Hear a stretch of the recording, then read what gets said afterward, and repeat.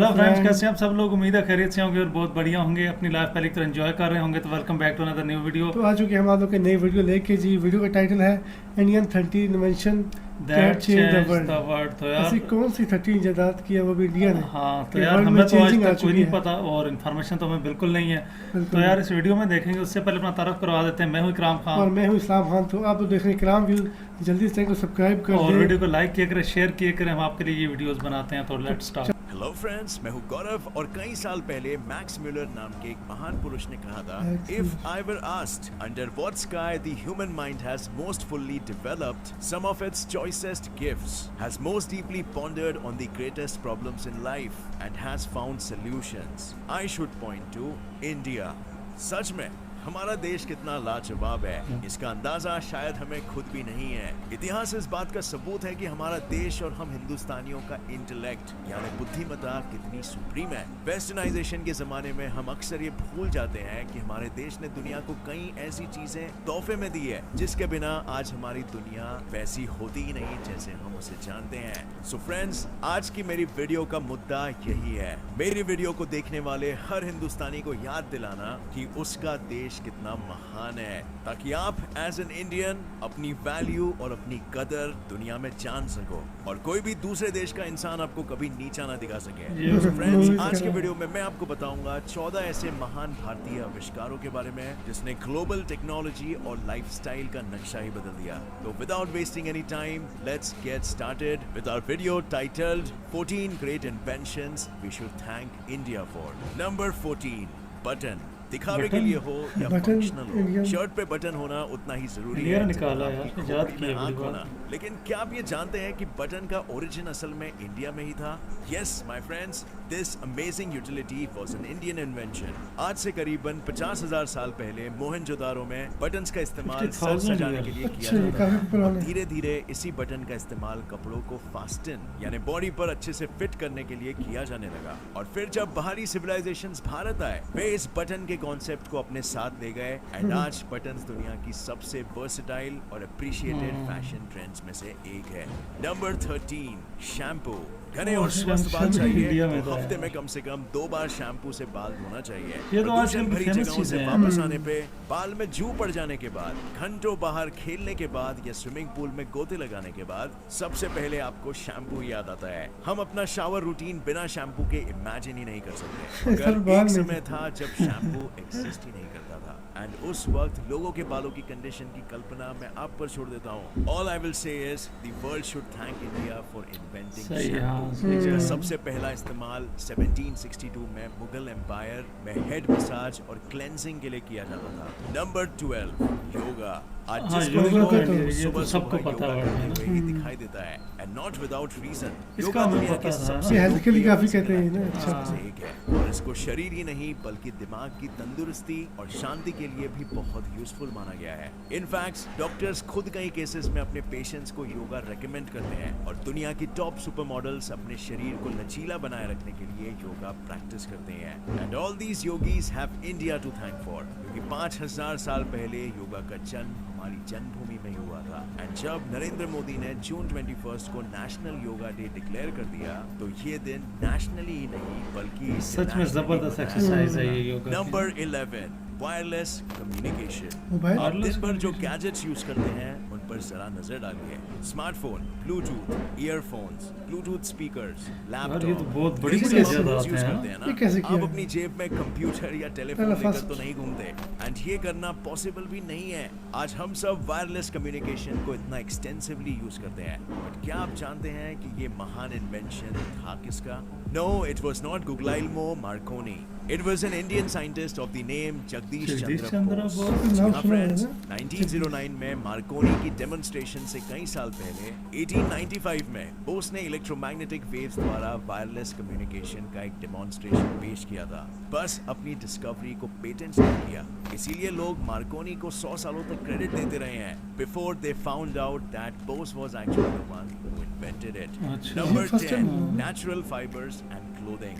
लो buttons तो हमने invent कपड़े। किया ही है, और हजारों साल पहले दुनिया भर में लोग एनिमल स्किन से बने कपड़े ही पहनते थे, और अब चाहे तो खुद इतिहास के पन्ने पलट के वेरीफाई कर सकते हैं। पत्ते भी कॉटन, पहनते थे जूट ना और यार। वुल कल्टीवेशन भारत की देन है। आज दुनिया भर में लोग जो कॉटन के कपड़े पहनते हैं, जो वुलन स्वेटर पहनते हैं, वो सब भारत ने ही दुनिया को दिया है। भारतीयों ने कॉटन के कपड़े 4th और 5th यार, ये तो बहुत सेंचुरी famous BC चीजें बता रहे हैं। मैन्युफैक्चर करना शुरू कर दिया था, जब दुनिया जानती भी नहीं थी कि कॉटन होता क्या है। दुनिया में सबसे पहला वुलन कपड़ा कश्मीर में बना था, और आज भी कश्मीर अपने हाई क्वालिटी ऊन, खासकर पश्मीना वुल के लिए दुनिया भर में मशहूर है। इसके अलावा जूट, जिससे कि रस्सियों और बैग्स बनते हैं, उसकी खोज और मैन्युफैक्चरिंग भी हमारे ही देश में स्टार्ट हुई थी।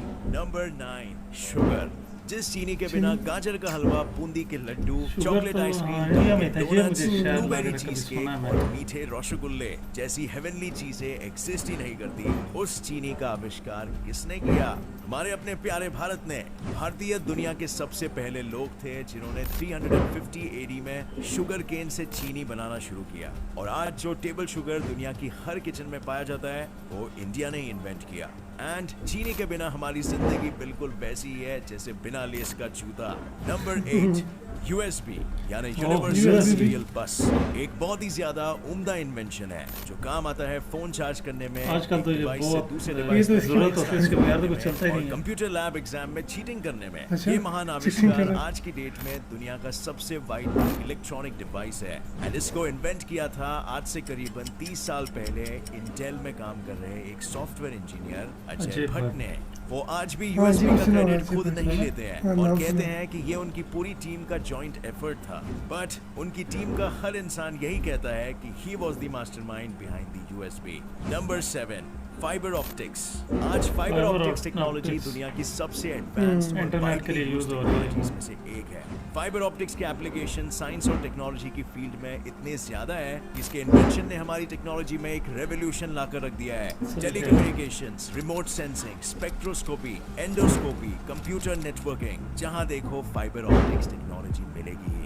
एंड इस रेवोल्यूशन टेक्नोलॉजी को इन्वेंट करने का क्रेडिट जाता है UK based physicist Narinder Singh कापनी को, नरिंदर जो कि सिंह एक कापनी? भारतीय है and the father of fibre optics के नाम से दुनिया भर में जाने जाते हैं। ये तो सब Number modern 6, चीजें हैं ना? सब science तो- the quadratic equation। किसी भी क्वाड्रेटिक इक्वेशन को सॉल्व करने के दो तरीके होते हैं। एक होता है हिट एंड ट्रायल मेथड, और दूसरा होता है Shridharacharya method, which is a universal formula that can solve any quadratic equation in this world.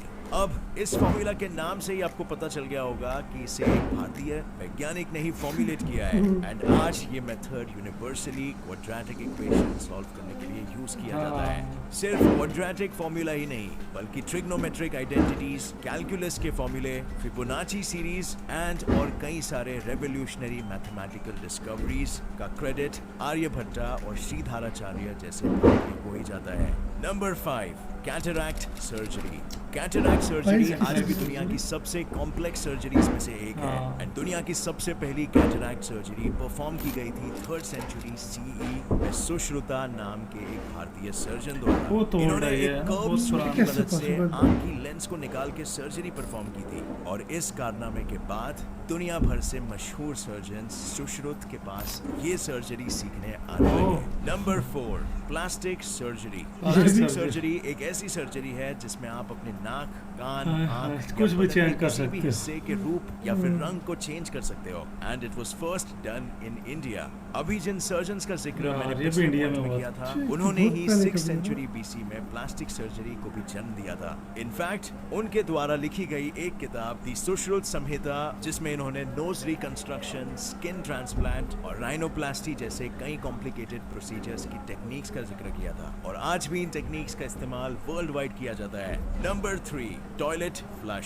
सोचिए अगर हमारे ये- टॉयलेट्स में फ्लश ना होते ये भी उन्होंने हम निकाला कैसे है। वॉशरूम यूज कर पाते। हमारे शरीर से निकले सारे वेस्ट हमारे सामने पड़े रहते, और अगर उसकी बदबू हमें ना मारती तो उसके सड़ने के बाद आने वाले मच्छर और बैक्टीरिया हमें जरूर मार देते। इसीलिए दुनिया वालों, 5000 साल पहले भारत में 5000 रहने साल वाली पहले। इंडस वैली सिविलाइजेशन को बिल्कुल शुक्रिया अदा करो, बिकॉज इन्होंने ही हमें ये लाइफ सेविंग इन्वेंशन भेंट में दी है। इस सिविलाइजेशन का ड्रेनेज सिस्टम उस जमाने का सबसे एडवांस सिस्टम था जो कि आज के जमाने में भी इस्तेमाल होता है। Number 2, decimal system. Before we knew 1 2 3 हम रोमन न्यूमेरल्स का इस्तेमाल करते थे and all of us know कि एक पॉइंट के बाद it is impossible to count in Roman numbers. इसीलिए जब फर्स्ट सेंचुरी सीई में भारतीयों ने डेसिमल नंबर सिस्टम को जन्म दिया और 6th सेंचुरी सीई में अरेबियंस भारतीयों से इस नंबर सिस्टम को सीखकर अपने साथ वेस्ट ले गए और दुनिया में एक रेवोल्यूशन आ गया। आज की तारीख में एक अनपढ़ इंसान को भी डेसिमल सिस्टम में गिनती आती है and truly we can not imagine a life without the decimal system.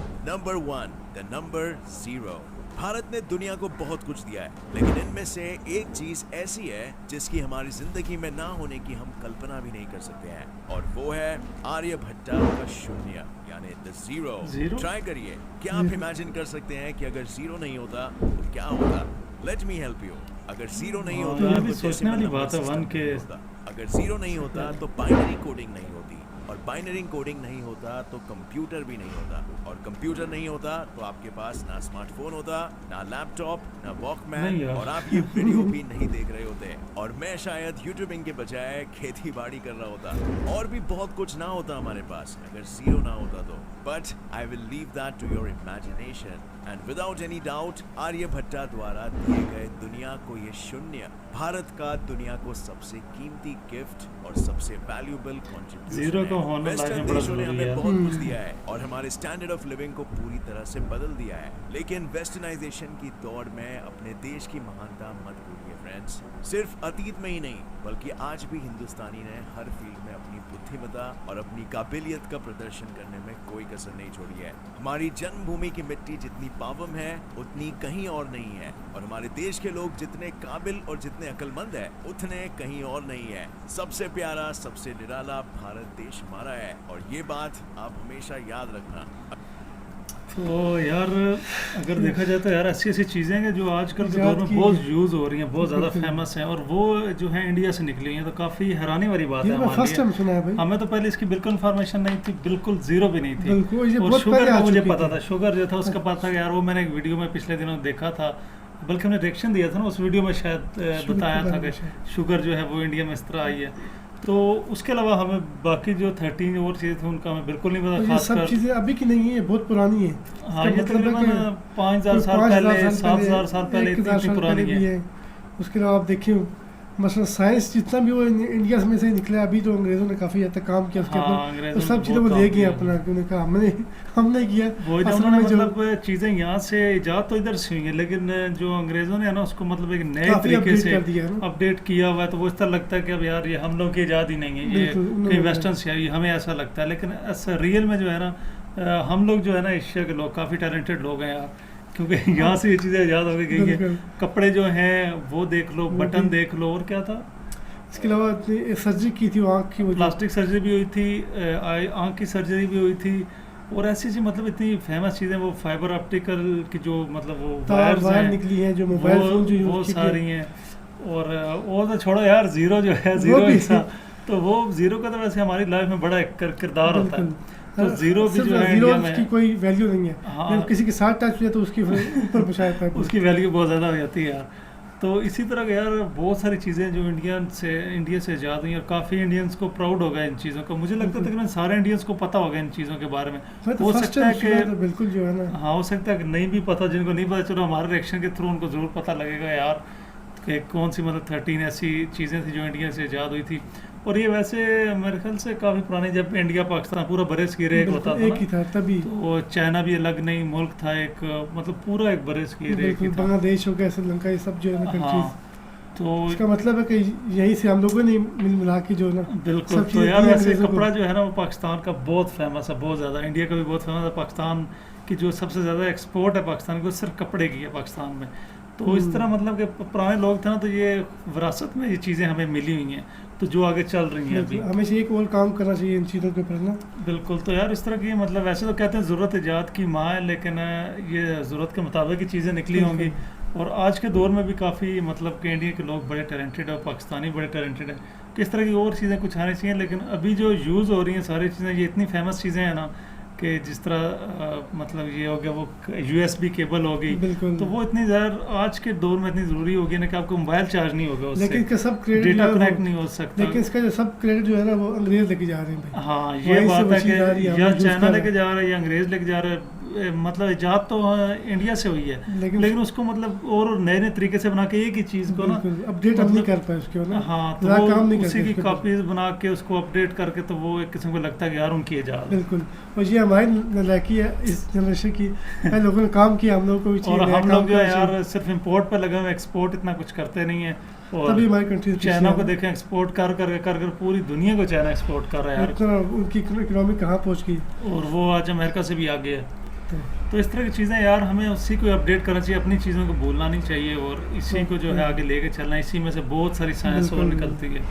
तो यार मिलते हैं फिर किसी और वीडियो के साथ। वैसे हमें वीडियो सच में बहुत अच्छी लगी, इस तरह की हम किसी और वीडियो के साथ आएंगे, शायद इसका पार्ट 2 भी हो।